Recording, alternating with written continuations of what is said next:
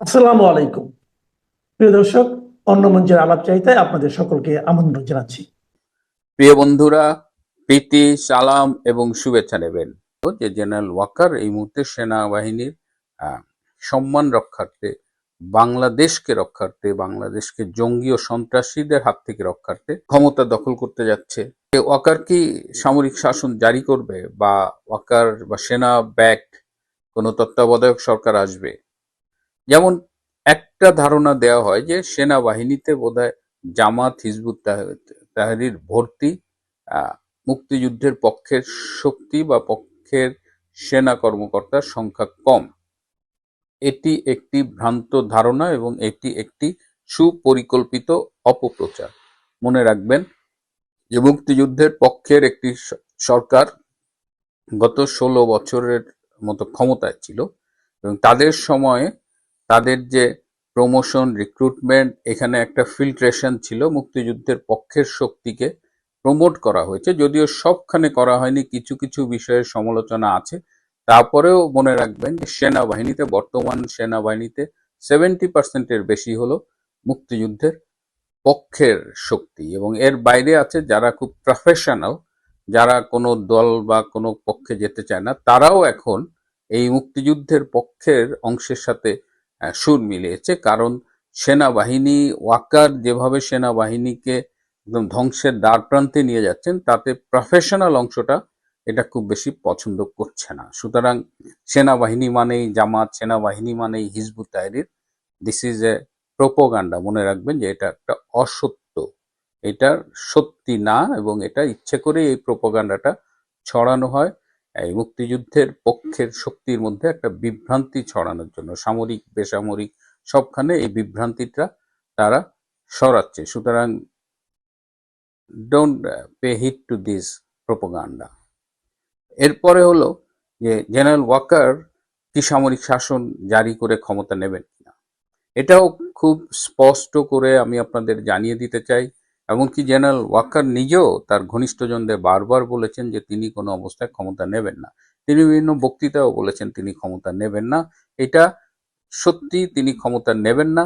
হয় তার ক্ষমতা নেবার মতো হ্যাডম নেই, অথবা তার অন্য কোনো রাজনৈতিক অভিলাষ রয়েছে। তিনি নিজে রাজনীতি না করলেও আপনারা জানেন যে তিনি একটি রাজনৈতিক ধারার সমর্থক, এবং সেটি হলো জামাতি ইসলামী। তিনি ছাত্র জীবন থেকে এই জামাতি ইসলামীর সাথে সম্পৃক্ত। আর্মিতে গিয়েও তিনি প্রকাশ্যে হয়তো সেভাবে তৎপরতা না চালাতে পারলেও তিনি এই যে জামাতের গোলাম আজমের পুত্র ব্রিগেডিয়ার আজমির খুব ঘনিষ্ঠ ছিলেন। সুতরাং তিনি চাইবেন সেনাপ্রধান হিসেবে জামাতকে যদি পারেন তিনি ক্ষমতায় আনার জন্য সহায়তা করবেন। সুতরাং তার পক্ষে সামরিক শাসন জারি করা সম্ভব না। যে জেনারেল ওয়াকার এই মুহূর্তে সেনাবাহিনীর সম্মান রক্ষার্থে, বাংলাদেশকে জঙ্গি ও সন্ত্রাসীদের হাত থেকে রক্ষার্থে একটা ভূমিকা রাখবেন, কিন্তু সেই ভূমিকাটি তিনি রাখেননি। তাকে বলা হয়েছিল, তাকে অনুরোধ করেছিল অনেক সেনা অফিসার, সিনিয়র এবং মিড লেভেল অফিসার তার সাথে দেখা করে তাকে অনুরোধ করেছিল যে he should intervene. He didn't agree, তিনি রাজি হয়নি। আরো স্পেসিফিক ভাবে 10-12 জন সেনা কর্মকর্তাও তার কাছে গিয়েছিলেন এবং তাকে বলেছেন যে স্যার, সেনাবাহিনী এবং দেশ দুটোকেই রক্ষার ঐতিহাসিক দায়িত্ব আপনার উপরে পড়েছে। আপনি যদি কোনো সিদ্ধান্ত নেন, বাংলাদেশ সেনাবাহিনী আপনার পেছনে থাকবে। তিনি চুপ করে শুনেছেন, কিন্তু তিনি কোনো রিয়াকশন দেননি। ঘনিষ্ঠ মহলে তিনি বলেছেন যে আমি হার্টের রুগী, আমি অসুস্থ হয়ে পড়ছি, এত চাপ তো আমি নিতে পারছি না, কি ঝামেলার মধ্যে আমি পড়লাম। এবং এমনও হয়েছে যে রাত 1টা পর্যন্ত জেনারেল ওয়াকার তার অফিসে মিটিং করেছেন, একের পর এক মিটিং করেছেন। সেনাবাহিনীর অনেকগুলো গ্রুপ ছোট ছোট ভাগে বিভক্ত হয়ে তার সাথে মিটিং করেছেন। ফয়জুরের নেতৃত্বে একটা গ্রুপ, অমুকের নেতৃত্বে একটা গ্রুপ, তমুকের নেতৃত্বে একটা গ্রুপ। এর বাইরেও তিনি অনেক গ্রুপের সাথে মিটিং করেছেন এবং রাত 1টা পর্যন্ত মিটিং করেছেন। তো কিন্তু তিনি শুধু শোনেন, কিন্তু তিনি কোনো কাজ করেন না। তার মনের ভেতরে কি লুকিয়ে আছে সেটা তিনি জানেন এবং ঈশ্বর জানেন, এবং আমাদের যতটুকু ধারণা সেটা হলো জামাত প্রীতি, এবং তিনি জামাতের লক্ষ্যেই কাজগুলো করছেন। এখন আরো অনেক কিছুই শোনা যাচ্ছে যে আমাদের একটা ধারণা ছিল যে সেনাবাহিনী বোধহয় জাতিসংঘ শান্তি মিশনে তাদের পার্টিসিপেশনটা এনশিওর করার জন্য জুলাই আগস্টে জেনারেল ওয়াকার একটা স্ট্যান্ড নিয়েছিলেন। বাংলাদেশের অন্তর্বর্তী সরকারের জাতীয় নিরাপত্তা উপদেষ্টা এখন মার্কিন মুলুক সফরে আছেন। নির্বাচনের মাত্র ৩৩ দিন আগে ডক্টর খলিলুর রহমানের ওয়াশিংটন সফর ঢাকার রাজনৈতিক ও কূটনৈতিক অলিন্দে বহুমুখী জল্পনার জন্ম দিয়েছে। বাংলাদেশের গণমাধ্যম এবং সরকার প্রেস উইং মূলত ট্রাম্প প্রশাসনের নতুন বাণিজ্যিক শুল্ক নীতি এবং বিতর্কিত ভিসা বন্ড সংক্রান্ত জটিলতা নিরসনের উপর জোর দিচ্ছে। অন্যদিকে কয়েকটি ভারতীয় সংবাদ মাধ্যমের খবরে বলা হচ্ছে, আসন্ন জাতীয় সংসদ নির্বাচন এবং আঞ্চলিক নিরাপত্তা সংক্রান্ত কয়েকটি বিষয় আলোচনার জন্য খলিলুর রহমানকে তলব করেছে মার্কিন কর্তৃপক্ষ। বাংলাদেশের অন্তর্বর্তী সরকারের পক্ষ থেকে বাণিজ্য শুল্কের বিষয়ে গুরুত্ব দেওয়া হলেও যুক্তরাষ্ট্রের রাজনৈতিক বিষয়ক under secretary of state Alison Hooker এবং দক্ষিণ ও মধ্য এশিয়া বিষয়ক মার্কিন সহকারী পররাষ্ট্রমন্ত্রী পল কাপুরের সঙ্গে জনাব খলিলুর রহমানের যে বৈঠকটি হবার কথা রয়েছে, সে বৈঠকের আলোচ্য সূচিতে বাণিজ্য ইস্যুটি নেই, বরং অ্যালিসন হুকার 1 মাস আগে ইন্দো প্যাসিফিক অঞ্চলের নিরাপত্তা ইস্যুতে ভারত সফর করেছিলেন। কূটনৈতিক সূত্রগুলো বলছে, সে সফরের আলোচনা থেকে আসা বেশ কিছু ইস্যু নিয়ে আলোচনার জন্যই মার্কিন মুলুকে ডাক পড়েছে বাংলাদেশের জাতীয় নিরাপত্তা উপদেষ্টার। আর এই ইস্যুগুলোর সাথে ভারত ও বাংলাদেশের পরস্পর সম্পর্কিত বেশ কিছু ইস্যু আছে বাংলাদেশের নির্বাচন ইস্যু। বৈঠকটিতে দক্ষিণ ও মধ্য এশিয়া বিষয়ক বিশেষ দূত ভারতে নিযুক্ত মার্কিন রাষ্ট্রদূত সার্জিও গোরের উপস্থিত থাকার কথা থাকলেও জরুরি প্রয়োজনে মিস্টার গোর নয়াদিল্লি চলে গিয়েছেন। এই বৈঠকে বাংলাদেশের পক্ষ থেকে বড় ইস্যুটি হলো ট্রাম্প প্রশাসনের অবৈধ অভিবাসনের বিরুদ্ধে কঠোর অবস্থানের অংশ হিসেবে যুক্তরাষ্ট্রে অবৈধভাবে বসবাসরত প্রায় 5,000 বাংলাদেশিকে ফেরত পাঠাতে চায় ওয়াশিংটন। নির্বাচনের আগে যাতে এমন বড় সংখ্যক বাংলাদেশিকে ফেরত না পাঠায় সেটি নিশ্চিত করতে চায় ঢাকা। বাংলাদেশের প্রধান উপদেষ্টা দপ্তর থেকে অন্তর্বর্তী সরকারের জাতীয় নিরাপত্তা উপদেষ্টা বা এনএসএ এর রোহিঙ্গা সমস্যা ও অগ্রাধিকার বিষয়ক উচ্চ প্রতিনিধি ডক্টর খলিলুর রহমানকে যে জিও বা গভর্নমেন্ট অ্যাপ্রুভাল দেওয়া হয়েছে, সেখানে দেখা যাচ্ছে জনাব খলিলুর রহমান 8 থেকে 12 ডিসেম্বর দুটি দেশ সফর করবেন। দেশ দুটি হলো সংযুক্ত আরব আমিরাত এবং মার্কিন যুক্তরাষ্ট্র। বাংলাদেশের গণমাধ্যমগুলোতে খলিলুর রহমানের মার্কিন যুক্তরাষ্ট্র সফরের খবর প্রকাশ পেলেও তিনি কেন সংযুক্ত আরব আমিরাত সফরে গিয়েছেন সেটি সম্পর্কে কিছু জানানো হয়নি। দুটো দেশই তার সরকারি সফর হিসেবে বিবেচিত হচ্ছে। ডক্টর খলিলুর রহমানকে যেদিন জিও দেওয়া হয়, সেদিন আরও 2জন সরকারি কর্মকর্তাকে জিও দেওয়া হয়েছে।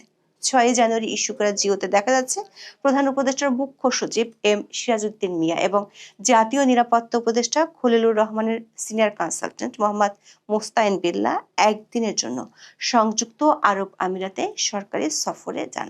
দিনটি হলো 8 জানুয়ারি। দৈনিক প্রথম আলোর খবরে বলা হয়েছে, নতুন বছরের শুরুতে মার্কিন president Donald Trump remittance, visa ও ভ্রমণের ক্ষেত্রে কড়াকড়ি সিদ্ধান্ত নিয়েছেন। ট্রাম্প প্রশাসনের কঠোর 2 সিদ্ধান্ত অন্যান্য বেশ কয়েকটি দেশের মতো বাংলাদেশের জন্য নতুন চাপ হিসেবে বিবেচনা করা হচ্ছে। এমন এক প্রেক্ষাপটে জাতীয় নিরাপত্তা উপদেষ্টা খলিলুর রহমান 5 দিনের সফরে ওয়াশিংটন গেছেন। ঢাকা ও ওয়াশিংটনের কূটনৈতিক সূত্রগুলোর বরাত দিয়ে পত্রিকাটি জানিয়েছে, আগামী মাসে অনুষ্ঠেয় জাতীয় নির্বাচনের আগে জাতীয় নিরাপত্তা উপদেষ্টার এই সফরে দেশের গণতান্ত্রিক উত্তরণের প্রক্রিয়ায় নির্বাচন, রাজনৈতিক পরিস্থিতি এই বিষয়গুলো অগ্রাধিকার পাবে। এছাড়া যুক্তরাষ্ট্রের সঙ্গে সম্পর্ক শুল্কের আলোচনায় যেসব সিদ্ধান্ত হয়েছে তার পর্যালোচনার প্রসঙ্গ এই সফরের আলোচনায় আসবে। 8 জানুয়ারি বিকেলে ওয়াশিংটন ডিসিতে ডক্টর খলিলুর রহমান মার্কিন বাণিজ্য প্রতিনিধি রাষ্ট্রদূত জেমিসন গ্রিয়ারের সঙ্গে সাক্ষাৎ করেন। তিনি ইউএসটিআর এর সহকারী ব্র্যান্ডন লিঞ্চের সঙ্গেও একটি আলাদা বৈঠক করেছেন। গ্রিয়ারের সঙ্গে সাক্ষাৎকালে ডক্টর খলিলুর রহমান বাংলাদেশ ও যুক্তরাষ্ট্রের মধ্যে বাণিজ্য ব্যবধান হ্রাসের অগ্রগতি সম্পর্কে জানান। তিনি বলেন, পারস্পরিক বাণিজ্য চুক্তি আনুষ্ঠানিকভাবে বাস্তবায়নের আগেও বাংলাদেশ যুক্তরাষ্ট্র থেকে আমদানি উল্লেখযোগ্যভাবে বাড়িয়ে বাণিজ্য ব্যবধান হ্রাসে বড় পদক্ষেপ নিয়েছে এবং চুক্তির কিছু গুরুত্বপূর্ণ দিক বাস্তবায়ন করেছে। বাংলাদেশের অন্তর্বর্তী সরকারের পক্ষ থেকে দাবি করা হয়েছে, ডক্টর খলিলুর রহমান ইউএসটিআর কে পারস্পরিক শুল্ক বর্তমান 20% থেকে হ্রাস করার প্রস্তাব দিয়েছে। রাষ্ট্রদূত গ্রিয়ার এই প্রস্তাবটি ইতিবাচকভাবে বিবেচনা করতে সম্মত হয়েছে বলে সরকারি বিজ্ঞপ্তিতে জানানো হয়েছে। মার্কিন কন্টেন্ট ব্যবহার করে পোশাকের উপর মার্কিন পারস্পরিক শুল্ক কমানো বা বাতিলের বিষয়ে ডক্টর রহমানের প্রস্তাব গুরুত্ব সহকারে বিবেচনা করার বিষয়ে একমত হন। সরকার বলছে উভয় পক্ষই হাতে গোনা কয়েকটি বিষয় দ্রুত সমাধানে সম্মত হয়েছে, যাতে পারস্পরিক শুল্ক চুক্তি চূড়ান্ত এবং দ্রুত কার্যকর করা যায়। ডক্টর খলিলুর রহমান যুক্তরাষ্ট্রে রওনা দেওয়ার আগে মার্কিন ভিসা বন্ডের তালিকায় বাংলাদেশকে অন্তর্ভুক্ত করার খবর গণমাধ্যমে প্রকাশিত হয়েছে। দৈনিক প্রথম আলোর খবরে বলা হয়েছে, এই প্রেক্ষাপটে যুক্তরাষ্ট্রের ভিসা বন্ডের তালিকায় বাংলাদেশকে অন্তর্ভুক্ত করার বিষয়ে জেমিন গ্রিয়ারের দৃষ্টি আকর্ষণ করেন খলিলুর রহমান। জাতীয় নিরাপত্তা উপদেষ্টা এ সময় ইউএসটিআরকে বলেন, যুক্তরাষ্ট্র থেকে পণ্য আমদানি সহ ব্যবসা বাড়াতে বাংলাদেশের ব্যবসায়ীদের দেশটিতে ভ্রমণ এর মধ্যে বেড়েছে। বাণিজ্য ঘাটতি দূর করার মাধ্যমে ভবিষ্যতে ব্যবসা বাড়াতে বাংলাদেশের ব্যবসায়ীদের যুক্তরাষ্ট্র ভ্রমণের ক্ষেত্রে ভিসা বন্ডের বিষয়টি প্রতিবন্ধকতা তৈরি করবে। তাই বাংলাদেশকে মার্কিন ভিসা বন্ডের আওতাভুক্ত করার প্রেক্ষাপটে বাংলাদেশি ব্যবসায়ীদের যুক্তরাষ্ট্র ভ্রমণ সহজ করতে জেমিন গ্রিয়ারকে তার অবস্থান থেকে ভূমিকা রাখার অনুরোধ জানান খলিলুর রহমান। দর্শক, বাংলাদেশের বর্তমান অন্তর্বর্তী সরকারের জন্য ভিসা বন্ডের চেয়ে আরো কিছু বড় মাথা ব্যথার বিষয় আছে। তার একটি হলো, সরকারিভাবে ওয়াশিংটন ঢাকাকে জানিয়ে দিয়েছে যুক্তরাষ্ট্রে অবৈধভাবে বসবাসরত প্রায় 5,000 বাংলাদেশিকে ফেরত পাঠাতে চায় ওয়াশিংটন। ট্রাম্প প্রশাসনের অবৈধ অভিবাসনের বিরুদ্ধে কঠোর অবস্থানের অংশ হিসেবে এই উদ্যোগ নেওয়া হচ্ছে। মার্কিন সরকারের হিসাব অনুযায়ী গত 1 বছরে প্রায় 300 বাংলাদেশিকে যুক্তরাষ্ট্র ফেরত পাঠিয়েছে। আরো 300 বর্তমানে ফেরত পাঠানোর যোগ্য। এছাড়া আনুমানিক 4,000 বাংলাদেশি অনিয়মিত অবস্থায় যুক্তরাষ্ট্রে বসবাস করছেন, যাদের মামলা আদালতে বিচারাধীন। ডেইলি স্টারের খবরে বলা হয়েছে, প্রত্যাবাসন প্রক্রিয়া দ্রুত করার চেষ্টা করা হচ্ছে। বাংলাদেশের অন্তর্বর্তী সরকারের জন্য এটি একটি বড় মাথা ব্যথার কারণ হয়ে দাঁড়িয়েছে। কূটনৈতিক সূত্রগুলো বলছে, ট্রাম্প প্রশাসন অবৈধ অভিবাসন দমনে এতটাই সিরিয়াস যে সেখানে বাংলাদেশের কিছুই করার নেই, শুধু অনুরোধ করা ছাড়া। তবে বাংলাদেশকে ভিসা বন্ডভুক্ত করার পরপরই 5,000 অভিবাসীকে যদি ফেরত পাঠায়, সেটি অধ্যাপক ইউনূসের গত 17 মাসের কূটনৈতিক ব্যর্থতার বড় ইতিহাস হয়ে থাকবে। কূটনৈতিক সূত্রগুলো বলছে, খলিলুর রহমানের এই সফরের সবচেয়ে গুরুত্বপূর্ণ বৈঠকটি হবে আমেরিকার রাজনীতি বিষয়ক আন্ডার সেক্রেটারি অ্যালিসন হুকারের সঙ্গে। ওই বৈঠকে দক্ষিণ ও মধ্য এশিয়া বিষয়ক সহকারী মার্কিন পররাষ্ট্র সেক্রেটারি ভারতীয় বংশোদ্ভূত পল কাপুর থাকবেন। দিল্লিতে মার্কিন রাষ্ট্রদূত এবং দক্ষিণ ও মধ্য এশিয়া বিষয়ক যুক্তরাষ্ট্রের বিশেষ দূত সার্জিও গোর উপস্থিত থাকার কথা থাকলেও তিনি দিল্লিতে চলে যাওয়ায় থাকছেন না বলে নিশ্চিত হওয়া গেছে। জানা গেছে, এই বৈঠকে দুটি গুরুত্বপূর্ণ বিষয় আলোচনা হবে। একটি হলো বাংলাদেশের নির্বাচন, আরেকটি হলো ইন্দো প্যাসিফিক অঞ্চলের আঞ্চলিক নিরাপত্তা ইস্যুতে বাংলাদেশের ভূমিকা। একাধিক সূত্র জানাচ্ছে, বাংলাদেশের নির্বাচন নিয়ে খলিলুর রহমানকে মার্কিন প্রশাসন তাদের অভিমত জানিয়ে দেবে। রাজনৈতিক ও কূটনৈতিক মহলের একাংশের মতে, আওয়ামী লীগকে বাদ দিয়ে নির্বাচন করার বিষয়ে মার্কিন প্রশাসনের উপর নানা মহল থেকে চাপ তৈরি হয়েছে। মার্কিন প্রশাসন মনে করছে, আওয়ামী লীগ ছাড়া ভোট হলে নির্বাচনের পর দেশে বড় ধরনের অশান্তি তৈরি হতে পারে। এমন আশঙ্কার কথা শেখ হাসিনার ছেলে সজীব ওয়াজেদ জয় একাধিকবার বলেছেন। যদিও 12ই ফেব্রুয়ারি নির্বাচনের জন্য প্রার্থীদের মনোনয়নপত্র জমা দেওয়ার পর্ব শেষ হয়ে গিয়েছে, আনুষ্ঠানিক প্রচারও শুরু হবে কয়েকদিনের মধ্যে। ডিসেম্বরের শেষ দিকে একদল প্রভাবশালী মার্কিন আইন প্রণেতা যেমন গ্রেগরি মিক্স, বিল হুইজেঙ্গা ডক্টর ইউনূসকে চিঠি লিখে আওয়ামী লীগকে রাজনীতি থেকে দূরে সরিয়ে রাখার বিষয়ে উদ্বেগ প্রকাশ করেছিলেন। আইন প্রণেতাদের এই চিঠিতে বলা হয়েছিল, কোন একটি প্রধান রাজনৈতিক দলের কর্মকাণ্ড স্থগিত রাখা বা তাদের নির্বাচনে অংশ নিতে বাধা দেওয়া গণতান্ত্রিক রীতিনীতির পরিপন্থী হতে পারে। ডক্টর খলিলুর রহমানের সাথে মার্কিন কর্মকর্তাদের বৈঠকে এই বিষয়টি নিয়ে আলোচনা হওয়ার প্রবল সম্ভাবনা রয়েছে। ট্রাম্প প্রশাসনের একটি অংশ মনে করে, আওয়ামী লীগকে নির্বাচনের বাইরে রাখলে দেশের চরমপন্থী গোষ্ঠীর উত্থান ঘটতে পারে, যা আঞ্চলিক স্থিতিশীলতার জন্য হুমকি। দর্শক, মার্কিন দূত সার্জিও গোর বৈঠকটিতে থাকার কথা ছিল, কিন্তু দিল্লিতে জরুরি মিটিং পড়ে যাওয়ায় তিনি দিল্লিতে চলে গিয়েছেন। দিল্লিতে তিনি বৃহস্পতিবার একটি গুরুত্বপূর্ণ বৈঠক করেছেন। আর শুক্রবার ভারতের পররাষ্ট্র মন্ত্রণালয়ের মুখপাত্র রণদীপ জয়সওয়াল সাপ্তাহিক মিডিয়া ব্রিফিংয়ে বাংলাদেশ সম্পর্কে 3টি ইস্যুতে কথা বলেছেন। ইস্যু 3টি হলো, সাম্প্রতিক বাংলাদেশ বিমান বাহিনী প্রধানের পাকিস্তানের সফরের সময় JF-17 থান্ডার যুদ্ধ বিমান ক্রয়ের সম্ভাব্য আলোচনা, বাংলাদেশে সংখ্যালঘু নির্যাতন আর বাংলাদেশের আসন্ন নির্বাচন। ভারত বরাবরের মতোই অন্তর্ভুক্তিমূলক নির্বাচনের জন্য আরো একবার আহ্বান জানিয়েছে। জয়সওয়াল বলেছেন, ভারত অংশগ্রহণমূলক ও অন্তর্ভুক্তিমূলক নির্বাচনের সমর্থন ও আহ্বান অব্যাহত রেখেছে, যাতে একটি বিশ্বাসযোগ্য জনমত বা ম্যান্ডেট প্রতিষ্ঠিত হয়। দর্শক, আমেরিকার রাজনীতি বিষয়ক আন্ডার সেক্রেটারি অ্যালিসন হুকার, যার সাথে খলিলুর রহমান বৈঠক করবেন, সেই হুকার গত 7 থেকে 12 ডিসেম্বর 5 দিন ভারত সফর করে গেছেন। তার এই সফরটি ছিল ইন্দো প্যাসিফিক অঞ্চলের নিরাপত্তা ইস্যু নিয়ে। ওই আলোচনায় এই অঞ্চলে যে দেশগুলোর সাথে চীনের সামরিক সম্পর্ক বেশি, তাদের বিষয়ে কিছু নীতিগত সিদ্ধান্ত হয়। কূটনৈতিক সূত্রগুলো বলছে, গত বছর অক্টোবরের শেষ দিকে অন্তর্বর্তী সরকারের সাবেক উপদেষ্টা আসিফ মাহমুদ ফেসবুক পোস্টে জানিয়েছিলেন, চীনের তৈরি 20টি J-10C মাল্টিরোল যুদ্ধবিমান কেনার উদ্যোগ নিয়েছে বাংলাদেশের অন্তর্বর্তী সরকার, যার মধ্যে 15,000 কোটি টাকার বেশি খরচ হবে। বাংলাদেশ অনেক আগে থেকেই চীন থেকে প্রচুর অস্ত্র ও সরঞ্জাম কিনে থাকে, কিন্তু আসিফ মাহমুদের এমন পোস্ট নিয়ে অ্যালিসন হুকারের ভারত সফরের সময় আলোচনা হয়। পাশাপাশি বাংলাদেশে জেল পলাতক জঙ্গিদের ধরতে না পারা সহ আঞ্চলিক নিরাপত্তা ইস্যুতে কিছু কৌশলগত প্রস্তাব ডক্টর খলিলুর রহমানের মাধ্যমে অন্তর্বর্তী সরকারকে জানিয়ে দেওয়া হয়। আঞ্চলিক নিরাপত্তার মধ্যে রাখাইন ইস্যুটিতে আলোচনা হতে পারে বলে একটি সূত্র জানিয়েছে। ওয়াশিংটন সফরে মার্কিন প্রতিরক্ষা ও গোয়েন্দা কর্মকর্তাদের সাথে বৈঠকে এই অঞ্চলের নিরাপত্তা স্থিতিশীল রাখতে যুক্তরাষ্ট্রের কোনো বিশেষ চাহিদার বিপরীতে বাংলাদেশের সার্বভৌমত্ব সুরক্ষা নিশ্চিত করার বিষয়টি আলোচনায় আসতে পারে। কূটনৈতিক সূত্রগুলো বলছে, খলিলুর রহমানের ওয়াশিংটন সফর কেবল দ্বিপাক্ষিক নয়, বরং এটি একটি ত্রিভুজাকার কূটনৈতিক সমীকরণের অংশ। কারণ বাংলাদেশের সংসদ নির্বাচনের আর আছে 33 দিন। এত অল্প সময়ের জন্য সরকার একজন নীতি নির্ধারককে আমেরিকায় তলব করার শুধু শুল্ক নিয়ে আলোচনার জন্য হতে পারে না।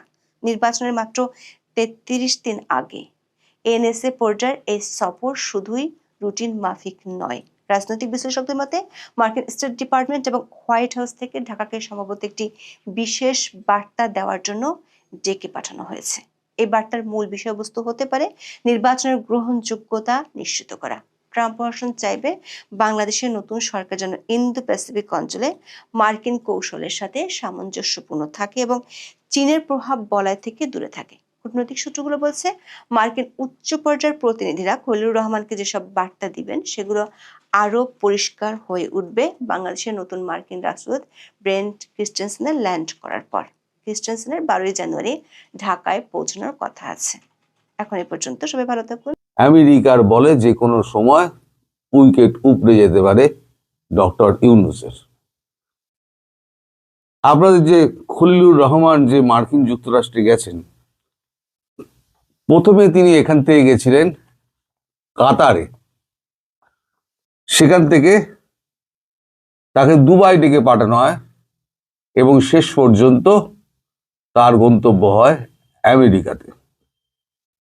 খলিলুরের তার সঙ্গে আন্ডার সেক্রেটারি হুকার তার সঙ্গে কথা হয়। তারপরেতে জেমসন গ্রিন,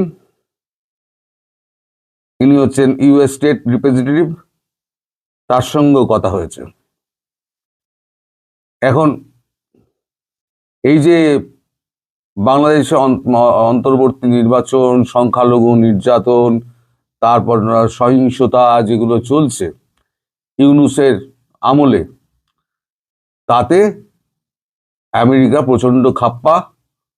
কারণ আমেরিকা পৃথিবী জুড়ে এখন তো এটা পরিষ্কার হয়ে গিয়েছে, আমেরিকা এখানে রেজিম চেঞ্জ করেছে। এখন রেজিম চেঞ্জ করে যাকে বসিয়েছে, তিনি যদি এই ধরনের কাজকর্ম করেন, তাহলে আমেরিকার মুখ পুড়ছে।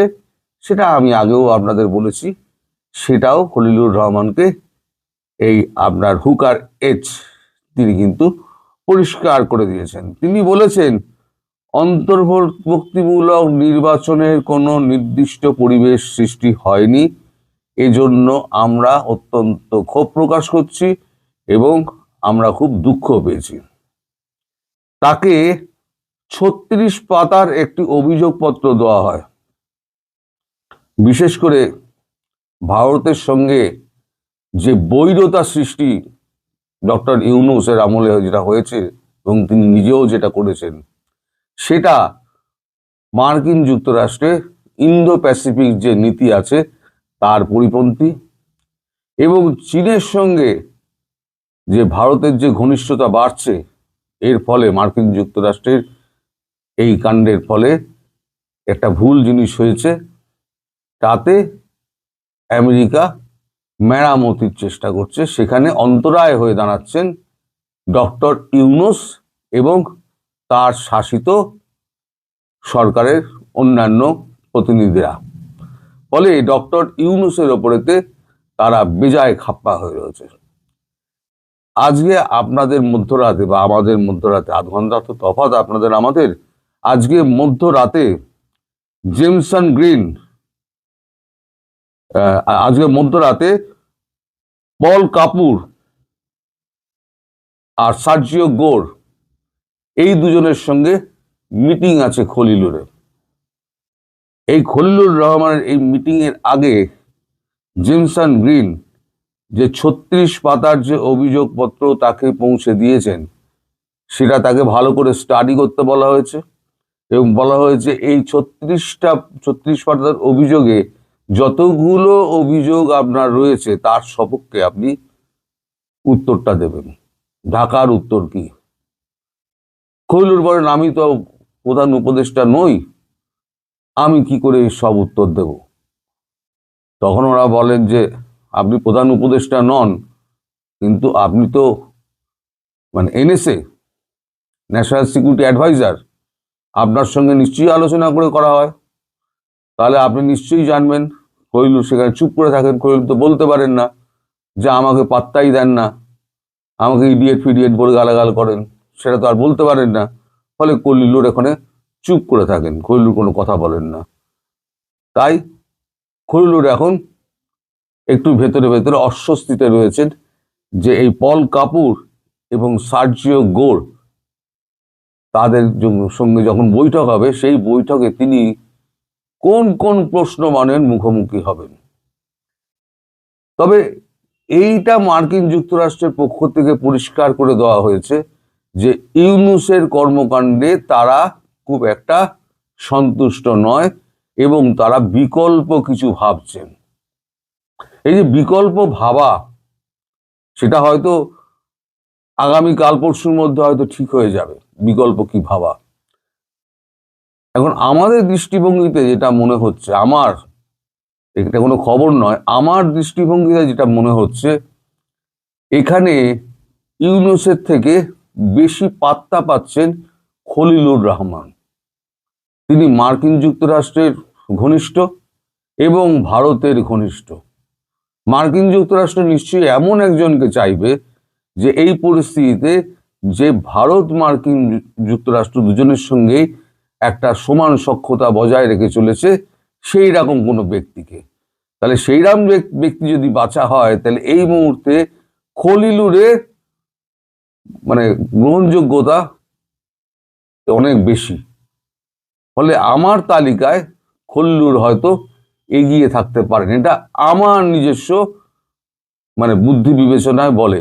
যখন তারা ইউনূসকে হটাতেই চাইছেন, তাহলে কাউকে তো কাউকে বসাতে হবে, কারণ ইউনূস থাকলে অন্তর্ভুক্তিমূলক এবং অংশগ্রহণমূলক নির্বাচন হবে না, দেশেই অরাজকতা চলবে এবং একটা কড়া হাতে এটাকে দমন করার জন্য সেই রকম ব্যক্তির দরকার যে দুটো দেশের পক্ষেই মানে তার রয়েছে, বন্ধুত্ব রয়েছে এবং সম্পর্ক ভালো এবং দেশকে তিনি ভালোভাবে চেনেন। কারণ দেশের সেনাবাহিনীর সঙ্গে তার সম্পর্ক আজকে ভালো আছে, কালকে খারাপ হয়ে যেতে পারে, আবার আজকে খারাপ আছে, কালকে ভালো হয়ে যেতে পারে, কারণ সবই নির্ভর করে সময়ের উপর। যেমন এই যে আমেরিকার সঙ্গে ভারতের যে এখন ট্যারিফ নিয়ে যে টানাটানি চলছে এবং মাঝে মাঝেই ডোনাল্ড ট্রাম্প যে হুমকি দিচ্ছেন, আমাদের নরেন্দ্র মোদী কিন্তু চুপ করে আছেন। কারণ নরেন্দ্র মোদী জানেন যে কূটনীতিতে কোনো সম্পর্কই মানে মন্দ ভালো কোনোটাই চিরস্থায়ী নয়, সবটাই কিন্তু সময়ের ওপর নির্ভর করে। আর ইন্দো প্যাসিফিক জোনে নিরাপত্তা এবং চীনকে দূরে রাখা, চাপে রাখা, এবং ব্রিক্স গঠনের ব্যাপারে ভারত হচ্ছে এখন ট্রাম্প কার্ড। ভারতকে যদি চটানো হয় তাহলে কিন্তু মার্কিন যুক্তরাষ্ট্র এই দক্ষিণ পূর্ব এশিয়ায় পুরো একেবারে একা হয়ে পড়বে, আর তার কোনো রকম মানে এইখানে প্রভুত্ব খাটানোর কোনো রকম মানে এই থাকবে না, রাস্তাই থাকবে না। ফলে এই চীনের প্রতি প্রভাব কমানো, এই যে আপনাদের প্লেন কেনার কথা হচ্ছে, কিনবে কি কিনবে না সে তো পরের কথা। পাকিস্তান থেকে ওই ঝরঝরে লরঝরে প্লেন যে করে উঠবে সে কটাই কয়েকদিনের মধ্যে ক্র্যাশ করবে, পাইলটগুলোর ফালতু ফালতু প্রাণ যাবে। আর চীনে যে বিমান কেনার কথা হচ্ছে, কিনুক বা নাই কিনুক, প্রস্তাব তো গেছে, একটা 30 মিলিয়ন একটা প্রস্তাব নাকচ হয়েছে, কিন্তু এই প্রস্তাবটা তো পাকিস্তানও স্বীকার করেছে এবং বাংলাদেশের আপনার নৌপ্রধানও পাকিস্তানে দাঁড়িয়ে স্বীকার করেছেন যে আমরা মাল্টি রোল ওই যে আমরা কিনছি, যেটা চীনের তৈরি, পাকিস্তান শুধু যন্ত্রাংশটা জোরে, পাকিস্তান নিজে কিছু করে না, এটা ছুঁচো বানায় না পাকিস্তান। তো বাংলাদেশ সেক্ষেত্রে পাকিস্তানের থেকে অনেকটাই এগিয়ে আছে। বাংলাদেশে তবু কিছু উৎপাদন হয়, কিছু রপ্তানি হয়, পাকিস্তানে কিচ্ছু তৈরি হয় না, কিচ্ছু রপ্তানি হয় না। ফলে পাকিস্তান হচ্ছে একটা ভাঁড়ের দেশ, যেটা হচ্ছে পুরো আর্থিক সহায়তার উপর চলে, মানে ভিক্ষাবৃত্তি করে চলে। তো এখন আগামীকাল এই যে পল কাপুর এবং সার্জিও গোর তাদের যে সঙ্গে যে খলিলুরের মিটিং আছে, সেই মিটিংয়ে পরিষ্কার হয়ে যাবে যে আগামী দিনে মার্কিন যুক্তরাষ্ট্র কাকে বসাতে চলেছে। তবে ইউনূস যে একেবারে অপাঙ্ক্তেয় হয়ে গেছেন, ইউনূসের কথা কিন্তু কেউ জিজ্ঞেসও করেন না, ইউনূসকে কিছু বলার কথাও ওনারা বলেন না যে এটা গিয়ে আপনি ডক্টর ইউনূসকে বলবেন। একটা মানুষ যদি নিজেকে নামাতে চায় তাহলে নামাতে নামাতে সে কোথায় নিয়ে যায় নিজেকে নিজে বুঝতে পারে না, অনুধাবন করতে পারে না। এখন যখন অনুধাবন করতে পারছে তখন কিন্তু আদৌ যদি পেরে থাকেন, অনুধাবন আদৌ যদি পেরে থাকেন, তাহলে পরে তিনি, আমার মনে হয় না খুব একটা বেশি দিন অনুধাবন করলেও তিনি থাকতে পারবেন, আর এই তিনি ড্যামেজ কন্ট্রোল করতে পারবেন। সুতরাং আপনারা অপেক্ষা করুন, ডক্টর ইউনূসের জামানা খুব শীঘ্রই অন্ত হবে, কেউ হটাবে না, যে বসিয়েছে সেই কান ধরে সরিয়ে দেবে, তারপর দেশেই রেখে দেবে, তাকে সেফ এক্সিটও দেবে না, কারণ ভারতকে সেক্ষেত্রে চটাবে না, কারণ ভারত বলেছে সেফ এক্সিট আমরা ইউনূসকে দেব না। সেক্ষেত্রে ভারতকে চটিয়ে ইউনূসের মতো একটা মানুষকে তারা সেফ এক্সিট দেবে না। আমেরিকা যতক্ষণ পর্যন্ত আমেরিকার স্বার্থ আছে ততক্ষণ আমেরিকা আপনার বন্ধু, স্বার্থ মিটে গেলে আমেরিকা আপনার দিকে ফিরেও তাকাবে না, এটা সারা পৃথিবী জানে। আর ইউনূস কতটা জানে না জানে, যদি না জানে তাহলে এবার বুঝে যাবে, আর জানলে পরে তিনি এখন আফসোস করবেন, এছাড়া তার কিছু আর করার নেই। কারণ এখন ওই আপনার বিল ক্লিন্টন, হিলারি ক্লিন্টন, তারা কিন্তু এখন এই ব্যাপারে কোনো কথা বলতে পারছেন না, তাদের এই ব্যাপারটা নিয়ে একদম মুখ চুপ করে থাকতে বলা হয়েছে, মানে ডেমোক্র্যাটদের তরফ থেকে। ডেমোক্র্যাটদের তো অপোজিশন, তারা এবার চাইছে ভোটে জিতে আসতে।